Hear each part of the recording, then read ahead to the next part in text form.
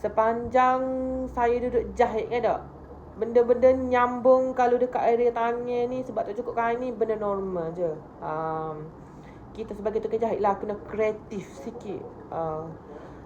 Sini je tak cukup dah ni kan, nampak tak ni? Ni tak cukup. Jadi kena sambung lah dekat sini ni. Nanti saya tunjuk contoh saya dah sambung dah. Saya nak bagi tutorial lah ke tukang jahit. Maksudnya kalau macam ngatak tapas sini, bukannya kena beli kain baru. Dia ada lagi solution dia.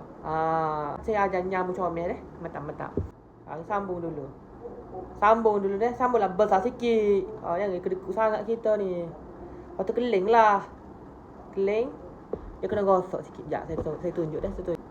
Kat tindih hujung. Macam serupa dengan baju kemeja kan. Kalau baju kemeja tindih besar, tindih setapak. Kalau ni tindih kecil lah.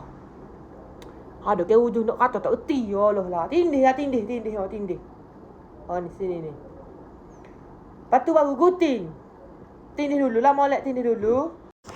Ni siap dah. Nyambung. Ni. Buka ni.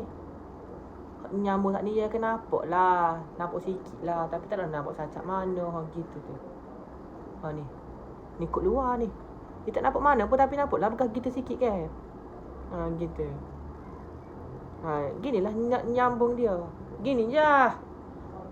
Siapa suruh mayu kain sikit ya? Kedekut sangat nak beli kain kan? Tak ada lagu ayah.